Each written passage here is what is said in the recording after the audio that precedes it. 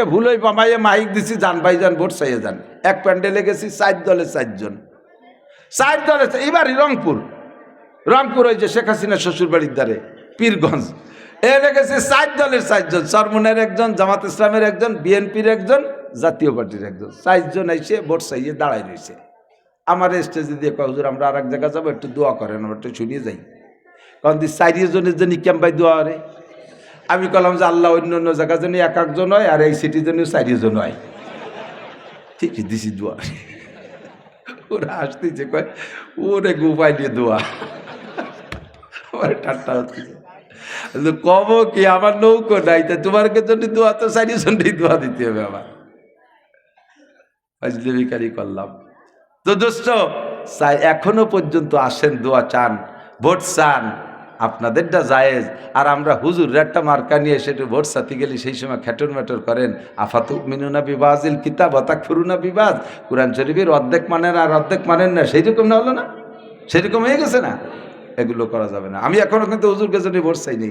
আমি বলছি কি মার্কা লাগবে 2টা, ওই 2 মার্কা যে নিয়ে আসবে তারে দেবো। কথা কোন ঠিক না? মাল্লাম ইয়াখাফিল্লাহ লাম ইয়াখাফিন নাস, যে আল্লাহকে ভয় পায় না সে মানুষকেও ভয় পায় না। মানুষে যে ভয় পায় না সে মানুষের হক মারিয়ে খাতিয়ে একটু দ্বিধাবোধ করে না, ঠিক না? তাহলে যে আল্লাহকে ভয় পায় সে মানুষের হকরেও ভয় পায়, আর যে মানুষের হকরে ভয় পায় সে আমাদের হকগুলো বুঝে দেবে। এবার আল্লাহরে ভয় পায় না কেটা একটু খুঁজে দেখি। নামাজ পড়ে না যে, সে কি আল্লাহরে ভয় পায়? রোজা রাখে না, আল্লাহরে ভয় পায়?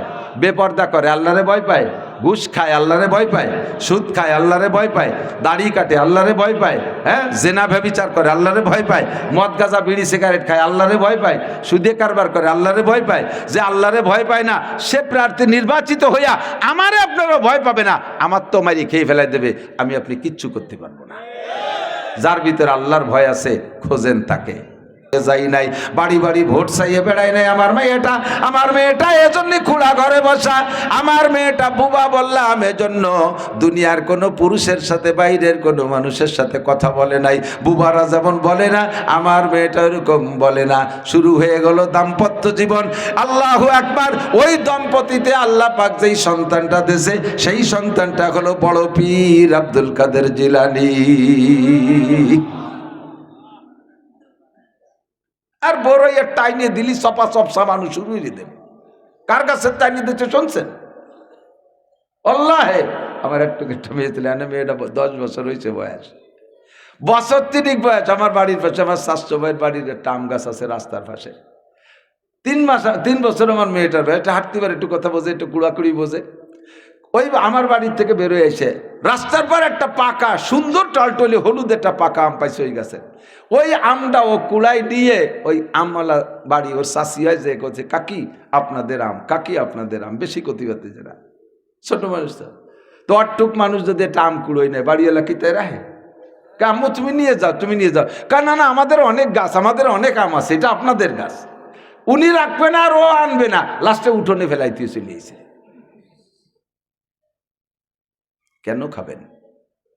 ইত্তাকিল মাহারিমা তাকুন আবাদান নাস। জবানরে হেফাজত করো। নবী পাক বলেন, মাইয়াজমাল্লি মা বাইনা লাহিয়াইহি ওয়া মা বাইনা রিজলাইহি আজমাল লাহুল জান্নাহ। ও যুবক, আবাল বৃদ্ধ বনিতা নারী আর পুরুষ, 2টি অঙ্গের হেফাজত করো, 2টি অঙ্গের পাহারাদারি করো। আমি নবী তোমার জান্নাতের জামিন হইয়া গেলাম। কন্যা সুবহানাল্লাহ।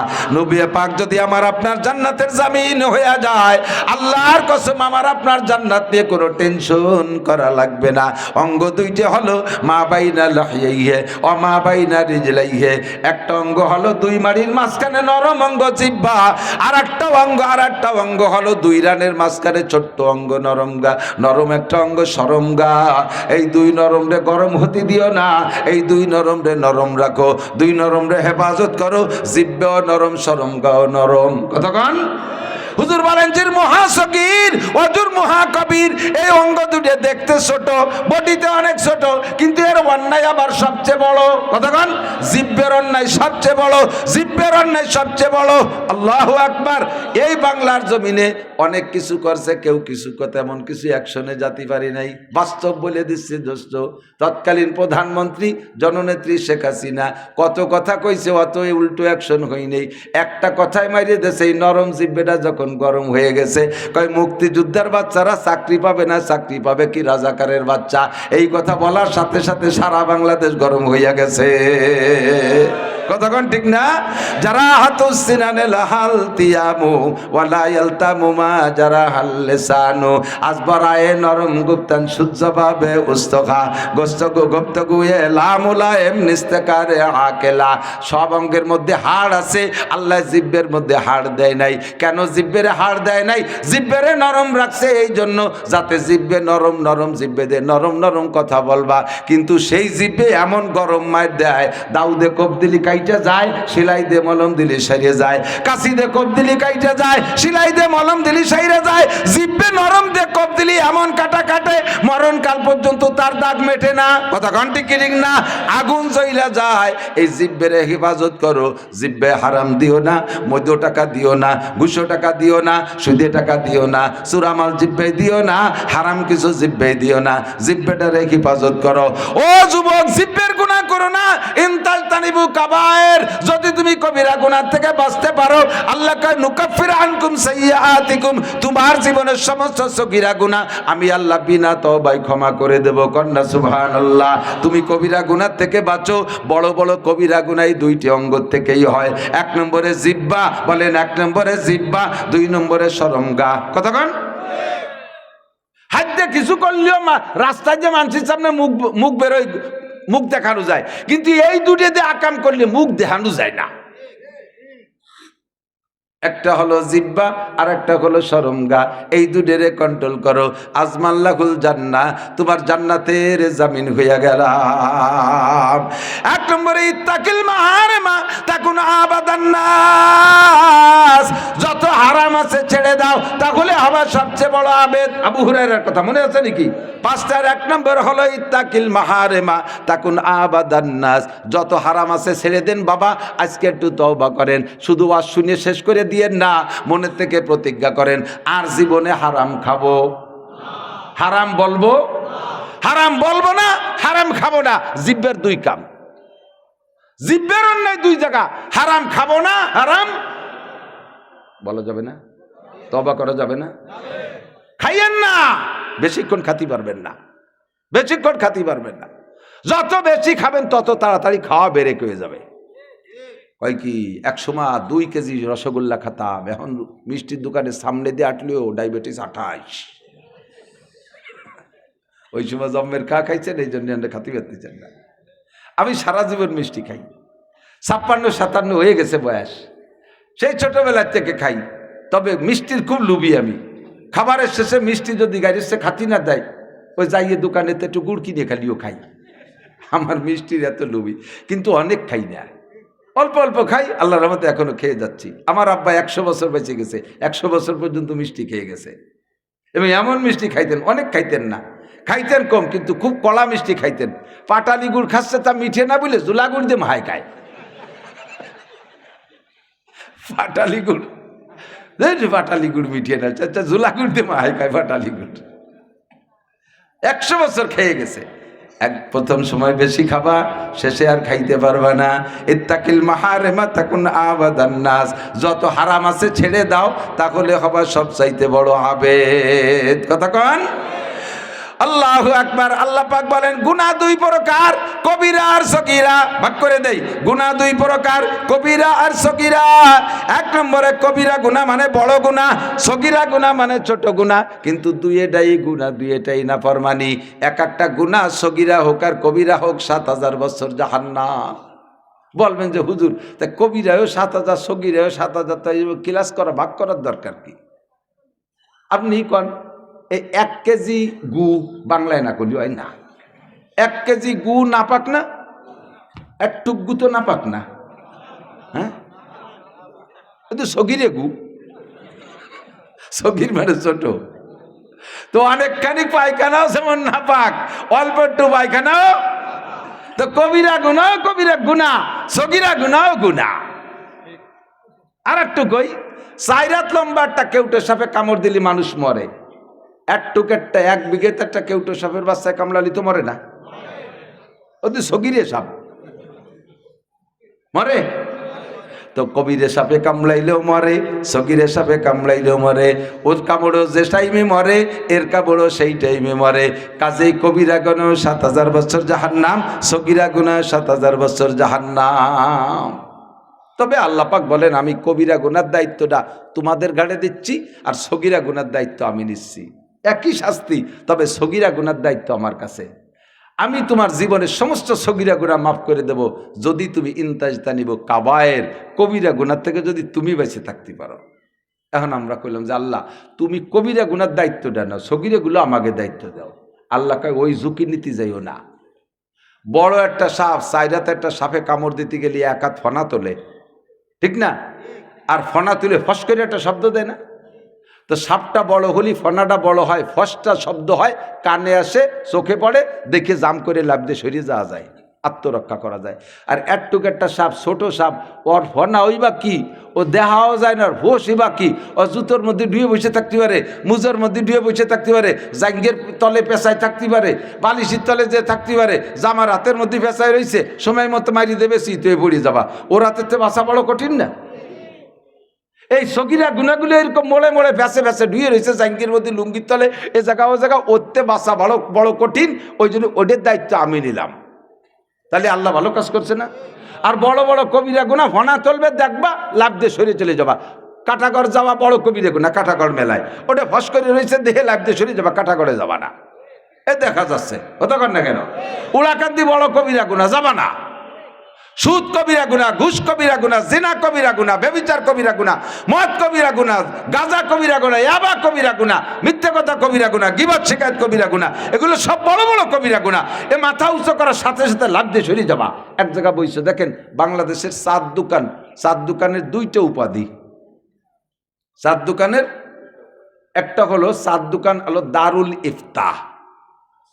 আপনারা পাবলিকরা টের পান নাই, উলামায়ে কেরাম বলছে দারুল ইফতা বলে যেখান থেকে ফতোয়া দেওয়া হয়। যত 4 দোকান আছে ওই জায়গা থেকে ফতোয়া সাপ্লাই হয়। ও জায়গার মুফতিকে কোনো মাদ্রাসায় পড়া লাগে না, বিড়ি খাতিবাল্লি হয়। আমি বসে রয়েছি, আমার কাছে মশলা জিজ্ঞেস করছে, আমি ভাবতেছি কিভাবে কব, একটু কায়দারি করতে হবে। এর মধ্যে দেয় দিচ্ছে বিড়ি খা, মুফতিরা পকা ভক বিড়ি দুমার মশলা বক বক করি বাজছে। মুফতি আজম দারুল ইফতা 4 দোকান। আর হলো এই 4 দোকানের নাম রাখছে মিনি সংসদ ভবন। ওই জায়গা বসে যা প্ল্যান প্রোগ্রাম দেয়, রাষ্ট্র সেই কায়দাই চলে। দেখছেন না কত বড় বড় বুদ্ধিমান। পেটের মধ্যে জাল খাও দিলে একটা আলিফ বাইরো না, বুমা মারলে একটা অক্ষর বাইরো না, বকলমে বুতা টিপস হয়ে যায় দলিলি, সে ওই জায়গা বসে হাসিনে খালেদারে বুদ্ধি দেয়, ঠিক না? ওই জায়গা বসে দুনিয়ার গীবত শিকায়েত একেবারে 14 গোষ্ঠী, হুজুর দলা, হুজুর খালি দলা, কিচ্ছু না ভিতরে। এই যে দাঁড়াইছে হুজুররা, সেনো হুজুরকে, হুজুর গো জিব্বের পানি সামলাতে পারলো না, এমনি তারা খাইছে, তাই হুজুর র্যান সামলাতে পারে না, তাই নিজ র্যানের সংসদে যে গেলবে বলি এই যে দেহ হুজুর লালা ভালা বিয়েতে এই 4 দোকানে কথা কন। সত্যি কি সেই জন্যই ঠিক না এই কথা কয় বলে ঠিক? এই কথা 4 দোকানে হয়, হয় কি হয় না? হুজুররাও জিব্বের বাড়ি সংসদে যাবে, টোন মারিয়ে কার লোভ হয়েছে। সাবধান, নো টক বাট উস্কুত, জবানটা কন্ট্রোল করেন, সাবধান কি বলতেছেন একটু হিসেব করে বলেন। ইন্না বাদাত জান্নি ইসমুন, বেশিরভাগ অধিকাংশ ধারণাগুলো গুনার দিকে নেয়। ধারণা করে যে কথা বলে, ধারণা মনে হয় এরকম হতে পারে, মনে হয় এরকম হতে পারে। যত রাজনীতি পচা দরবার সব ধারণার উপরে নির্ভর করে চলতেছে, কথা বলেন ঠিক ঠিক না? আর ধারণা বেশিরভাগ গুনার দিকে টেনে নেয়, ধারণাগুলো গুনার দিকে। আমার বাড়ি একবার, আমার ফ্যামিলি সচরাচর যাইতে পারে না, বাড়ি সবসময় মেহমানতির থাকে। আমার আব্বা মা অসুস্থ ছিল, যার কারণে আমার ওয়াইফ খুব একটা বাপের বাড়ি যাইতে সুযোগ পায় না। আর বড় ছেলেটা প্রতিবন্ধী, এ নিয়ে যাওয়া কঠিন। ছেলে মেয়ে বেশ অনেকগুলো, ছোটো মোটো নিয়ে কয়েকজন 2-3 নদী পার হয়ে যাওয়া লাগে। 3-4 বছর পর একবার যায় বাপের বাড়ি। তো একবার বেড়াতে গেছে, আমি ছুটি দিয়ে এলো, আমি বলি যে কোনো সময় যার অনুমতি আছে, কিন্তু সেই তার সংসার নিয়ে ব্যস্ত যাইতে পারে না। তো একবার বেড়াতে গেছে, আমি ফাঁকা বাড়ি একা একা, আমি চিন্তা করছি একা একা থাকবো, একটু শুভ ওঠে প্রতিবেশী স্বাস্থ্য ভাইকের সাথে মুরব্বীদের সাথে একটু মন কষা ভাব তো থায় অনেক সময়। তো ওকে দুটি ছেলেরে আইনিয়া আমার ঘরের তুই, ওরা এক ঘরে থায়, আমি তাই আর এক ঘরে। 1 সপ্তাহ পর যখন আমার ফ্যামিলি বাড়ি আসছে, আসার পরে বাড়ি এসে ওরা চলে গেছে, আসার পরে ঘর ঝাড়ু দিয়েছে, সারা ঘর লাল টকটকিয়ে, যত পানি দেয় তত বাড়ে, যত ঝাড়ু দেয় তত বাড়ে, এই হয়ে গেছে কাম। এখন সন্দেহ শুরু হয়ে গেছে, ওদের মুরব্বীর সাথে একটু কেমন কেমন ভাব আছে, ওরা মনে হয় তদবির করছে, এই সিন্দুর বিন্দুর ভরিয়ে তুই গেছে। আস্তে আস্তে আমার পেট খারাপ, বাড়ির সবার এই পাতলা পায়খানা, গুড়ি পুড়িয়ে যায়, জ্বর, ঠান্ডা, কাশ, মরি ভাব। পরে গেলাম কবিরাজের কাছে, কবিরাজও সোহেমুই কয়ে দিল যে 2 ছেলে আপনার ঘরে ছিল, ওরা শ্মশানের থেকে এই পোড়ামাটি টাটি নিয়ে আর ঠাউর বাড়ি থেকে সিন্দুর ভরিয়ে নিয়ে ঘরে দিয়ে দিয়েছে সব জায়গাতে, কাজেই আপনারা 1 সপ্তাহ বাঁচতে পারেন বেশি বেশি। আমি তো একটু ফিরেন দেন, কেন না ফিরানোর সময় নেই, যা সন্দেহ করতেছি কবিরাজে তাই লাগাই দিছে, এখন তো মরা ছাড়া উপায় নাই। তো মরে যাবো বলে হেরাম বানতেছি, ঘর বাড়িগুলো সাফ সুতরা করতেছি, এর মধ্যে দিয়ে যে ঘরের মধ্যে ইন্দুর মরা গন্ধ, এই মরা ইঁদুর সাফ করতে জন্য মাছার পর গেছি, যে এই যে মাছার গোলা ছিল দানের গোলা, দান খালি হয়ে গেছে, তো ইন্দুর একটা দান পান খাইয়ে দেন খালি হয়ে গেছে, ওর মধ্যে পড়িয়ে মরি রয়েছে। ওই মরা ইঁদুর ফেলাতে যাইয়ে দেখি আমার ঘরের ওই স্কাটিংয়ে যে রং দিছিলাম, সেই স্কাটিংয়ে রং দেওয়ার পরে একটুক রং থেকে গেছিলো টুল্লায়, ওইগুলার মধ্যে ধুয়ে দিছি, সেই রং ইন্দুরি কাটিয়ে ফুটোইরে তল দিয়ে ফেলাইছে, তাই ঘর ভরে ছড়াইছি, বা সব জায়গায় এখন কবিরাজি সিন্দুর ছড়াই গেছে। এতদিন পর্যন্ত এই সন্দেহ করছি আর মরার জন্য রেডি হয়ে গেছি, অথচ এই সিঁদুর ওরা না, ইঁদুর আমারই সিঁদুর, আমার সিঁদুর ইঁদুরই কাটিয়ে নিচে বেলায় দিয়েছে, তাই ঘর ভরে বাহাই রয়েছি। যখন এটা উদ্ঘাটন হয়ে গেছে আর কোনো তাবিজ কবজ লাগে নাই, সুস্থ হয়ে গেছি। খুঁজে দেখেন এরকমই বেশিরভাগ মানুষ সম্পর্কে, ও মনে হয় এই করতেছে, ও মনে হয় এই করতেছে, ও মনে হয় এই করতেছে, মনে হয় করে করে, অথচ সে কিন্তু তার দ্বারেও নাই। এই সন্দেহ করে আপোষে গেঞ্জাম ফাসাদ বাদাতি তালে আছে। এগুলো কবিরা গুনাহ। এগুলো কি কবিরা গুনাহ? এগুলো কি কবিরা গুনাহ?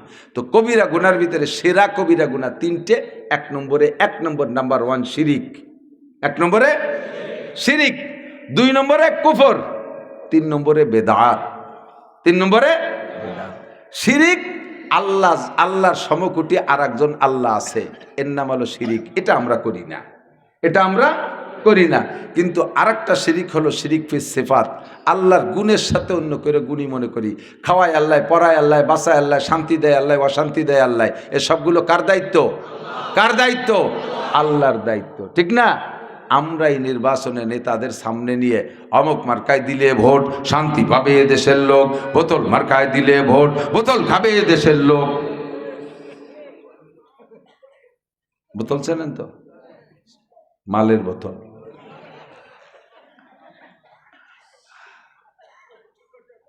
ভালো মানুষ নির্বাচনে দাঁড়াইয়া ভোট পাওয়ার কায়দা নাই, কারণ মাল খাওয়া পার্টি দেশে বেশি, মাল খাওয়া পার্টি বেশি। আর মাল খাওয়া পার্টিরে যারা মাল দিতে পারে ভোট তারাই পেয়ে যায়। স্লোগান যদি দেন অমুক মার্কায় দিলে ভোট শান্তি পাবে দেশের লোক, অমুক বাইরে দিলে ভোট শান্তি পাবে দেশের লোক, আপনি মোশেক হয়ে গেছেন। কারণ শান্তি দুনিয়ার কোনো ভাই দিতে পারে না। পিছনে বাংলাদেশ স্বাধীন হওয়ার পর থেকে নিয়ে কত ভাইরে শান্তির লোভে ভোট দিয়েছি আর মিছিল দিয়েছি। যাদেরকে শান্তির লোভে ভোট দিয়েছি তারা নিজেরাই এখন বড় অশান্তিতে। কেউ দেশে থেকে অশান্তিতে, কেউ অশান্তি জেলায় হিজরত করে চলে গেছে। মহাজারে ইন্ডিয়া, মহাজারে দুবাই, মহাজারে বিদেশ। যাদেরকে ভোট দিলাম শান্তির লোভে তারা নিজেরাই অশান্তিতে। তাহলে আবার শান্তি কে দেবে? শান্তি দেওয়ার মালিক জোরে বলেন কে? শান্তির মার্কা 2টা, শান্তির প্রার্থী 2 জন। 1 নম্বর প্রার্থী আমার আল্লাহ, 2 নম্বর প্রার্থী আমার মুহাম্মাদুর রাসূলুল্লাহ। কথা কন?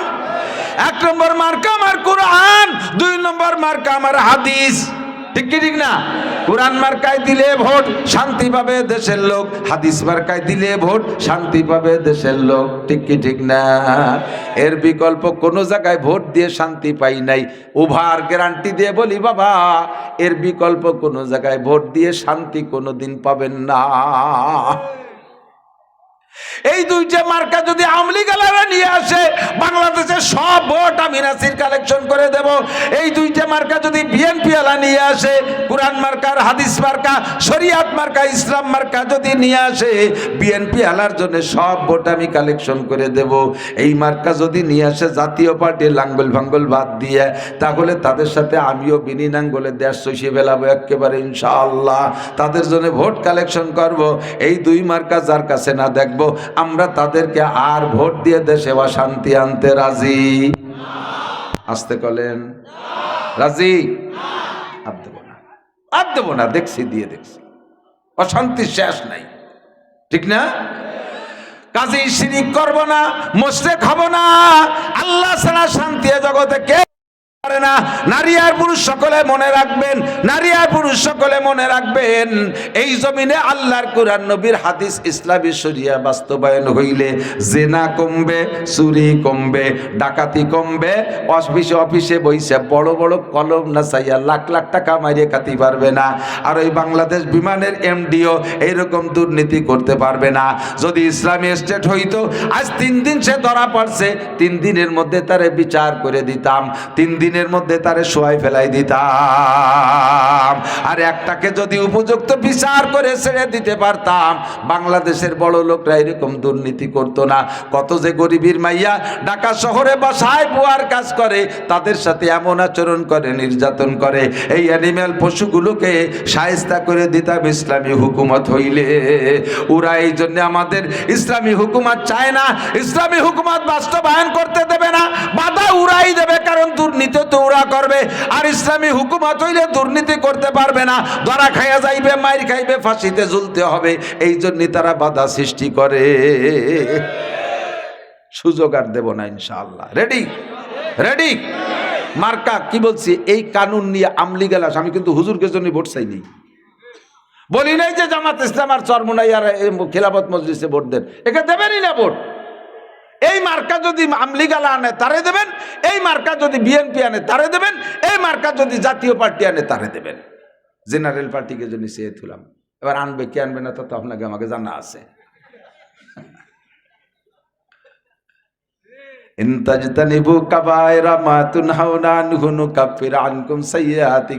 আল্লাহ কয় সব সগীরা গুনাহ মাফ করে দেবে। এদিক থাকেন, কয় সগীরা গুনাহ কি তুমি এমনি এমনি মাফ করে দিবা নাকি? কারণ একটু কিছু তো করাই লাগবে। তা সেটুকু কি করবো? আকিমিস সালাতা তারাফাইন নাহার ওয়া যুলাফাম মিনাল লাইল ইন্নাল হাসানাতি ইউযহিবনাস সাইয়্যাত যালিকা যিকরা লিয-যাকিরিন। নবী পাক বলেন, আস-সালাওয়াতুল খামস ওয়াল জুমুআতু ইলাল জুমুআ ওয়া রমাদানু ইলা রমাদান মুকাফফিরাতুম মা বাইনাহুন্না ইযা ইজতানাবাল কাবায়র। চমৎকার আমার দিক। হুজুর বলেন 3টে ফিল্টার, 3টে ফিল্টারে ফিল্টার করো, পানিতে কোনো আয়রন থাকবে না। 1 নম্বর ফিল্টার হলো 5 ওয়াক্ত নামাজ। আমার হাতের দিকে তাকান, প্রত্যেকের হাতের আঙ্গুল ফাঁকা করলে ফাঁকার সেটিং এভাবে হয়। এইটা বৃদ্ধাঙ্গুল, শাহাদত আঙ্গুল একটু বড় ফাঁকা, এইটা আর এইটার মাঝে ছোট ছোট ফাঁকা, ঠিক না? এইটার মাথায় ফজর, এইটার মাথায় জোহর, মাঝারি ফাঁকা। ফজর থেকে জোহর ভালো একটা ডিস্টেন্স না? আসর, মাগরিব, ঈশা ছোট ছোট ফাঁকা। এইটা যদি ফজর হয়, এইটা যদি ঈশা হয়, তাহলে ঈশার থেকে ফজর পর্যন্ত সারা রাতের লম্বা ফাঁকা, ঠিক না?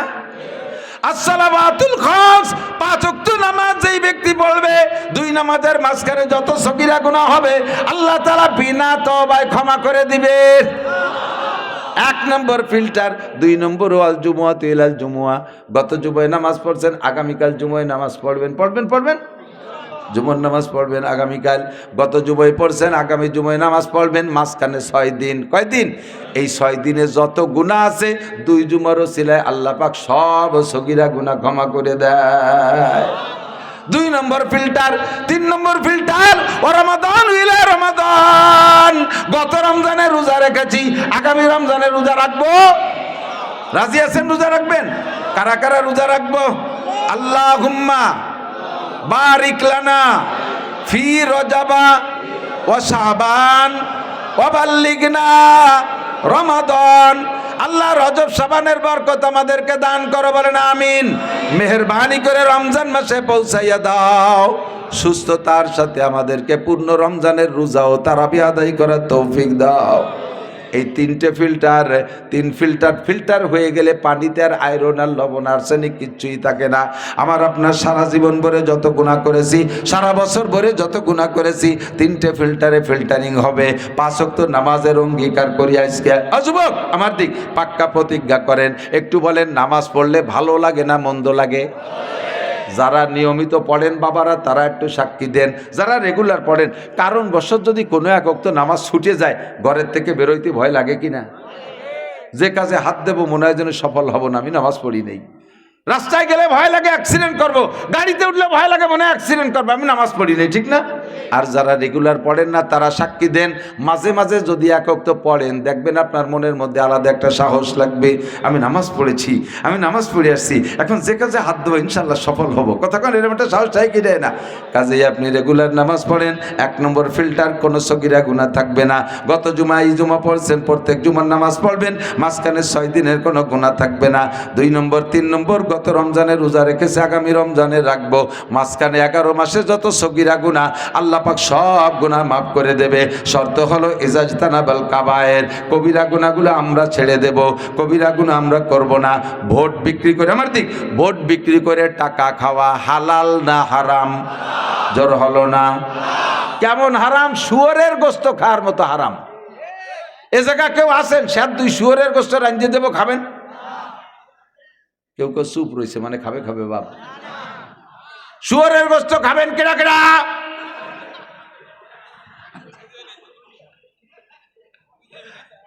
বুঝে পেরেছে জম্মের চালাক। শুকরের গোস্ত খাবেন কেউ? যদি শুয়োরের গোস্ত রাঞ্জে খাতে পারেন তাহলে কোনো প্রার্থীর কাছ থেকে ভোট খাইয়েন, ভোট বেচে টাকা খাইয়েন। চাও খাবেন না, বিস্কুটও খাবেন না, বড় মিছিলের দিন বিরিয়ানিও খাতে যাবেন না। আমাকে দেখতেছি কোন কোন দল এই বড় একটা মিছিল বানা বেরোতে যাইয়ে বিরিয়ানি রাঞ্জে খাওয়াই নিয়ে বেরোইছে। কেন বিরিয়ানি খাওয়াই ভোট চাবো? কেন?